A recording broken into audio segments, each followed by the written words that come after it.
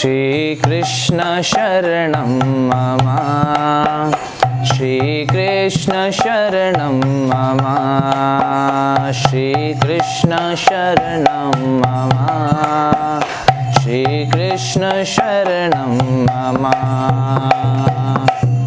हरे कृष्णा। आज से 500 वर्ष पूर्व श्रीमद् चैतन्य महाप्रभु ने नगर संकीर्तन आंदोलन का आरंभ किया।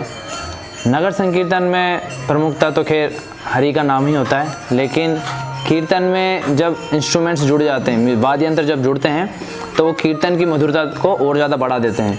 तो कीर्तन में एक जो चैतन्य महाप्रभु ने जो इंट्रोड्यूस किया था वो था मृदंग। और मृदंग इवन स्पिरिचुअल वर्ल्ड में भी बजाया जाता है। जो गोपियाँ हैं, जो कृष्ण के साथ जो गोपियाँ कृष्ण की प्रसन्नता के लिए वो भी मृदंग ही बजाती हैं। मृदंग सबसे ज़्यादा ट्रेडिशनल अगर इंस्ट्रूमेंट है कोई है तो वो है मृदंग। और मृदंग के बाद ही फिर नाना प्रकार से जो दूसरे जो ड्रम्स आए, जैसे कि तबला आया है, तो वो भी इसका जैसे तबला का एक पार्ट इस साइड से आया है और एक पार्ट इस साइड से आया है। ढोलक या जितने भी प्रकार के जो भी ड्रम्स हैं वो after mridang. So mridang is the first drum which everyone used to play. So यदि कोई मृदंग बजाना सीखता है, मृदंग का प्रैक्टिस करता है, तो वो इस प्रकार से, और कीर्तन में अगर उसको एंगेज करता है तो वो भगवान की खुशी के लिए, मतलब एक भगवान की सर्विस हो जाती है। अगर कोई भी व्यक्ति अगर मृदंग को अगर सीखता है कीर्तन में जब बजाता है। और इसका एक और दूसरा भी बेनिफिट है, यदि कोई भी व्यक्ति म्यूज़िक से जुड़ता है या म्यूज़िकल इंस्ट्रूमेंट प्रैक्टिस करता है, उसको सीखता है, बजाता है, उससे होता ये है कि उसका जो स्ट्रेस लेवल है या उसका जो टेंशन है वो थोड़ा डिप्रेशन, एंजाइटी उसकी बहुत ज़्यादा कम हो जाती है, क्योंकि वो कहीं ना कहीं म्यूज़िक से जुड़ जाता है ना। और उससे मतलब उसके जीवन में बहुत ज़्यादा खुशी भी आती है। कोई एंजाइटी कम हो रही तो खुशी आएंगी। तो इसलिए हमें मतलब ये भी एक तरीका है कि हमें मतलब मृदंग या कोई भी म्यूज़िकल इंस्ट्रूमेंट प्ले करना सीखना चाहिए। ये तो खैर मतलब सेकेंडरी इसका बेनिफिट है, लेकिन प्राइमरी बेनिफिट यही है कि हम किस प्रकार से कृष्ण की सर्विस कर सकें। जैसे कि सुखदेव गोस्वामी भागवतम के लास्ट में बताते हैं, कलो दोष निधे राजन अस्ति एक महान गुना कीर्तनादेव कृष्णस्य मुक्त संग परम व्रजेत।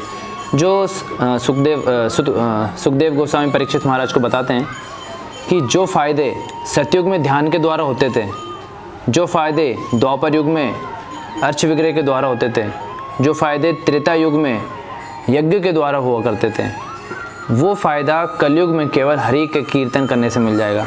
तो हरि का कीर्तन करना है और इसको अगर और भी ज़्यादा हमें आकर्षक बनाना है, अट्रैक्टिव बनाना है, बाहर के लोगों के लिए अट्रैक्टिव बनाना है, तो इसमें कुछ म्यूज़िकल इंस्ट्रूमेंट होना बहुत ज़्यादा ज़रूरी है। तो म्यूज़िकल इंस्ट्रूमेंट जो हमारा ट्रेडिशनल म्यूज़िकल इंस्ट्रूमेंट है वो है मृदंग।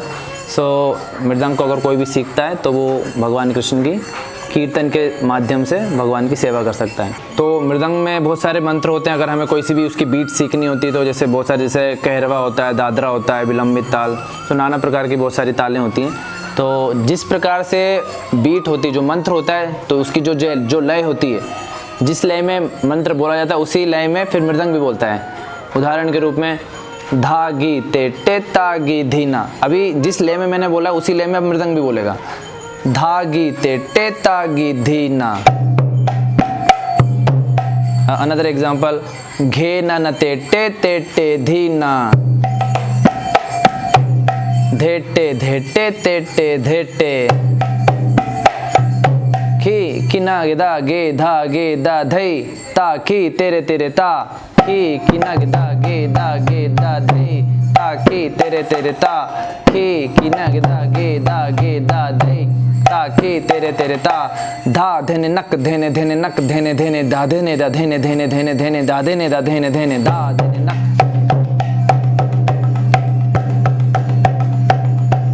गे धेना गे धेना गे धेना गे धेना गे धेना गे धेना गे धेना गे धेना।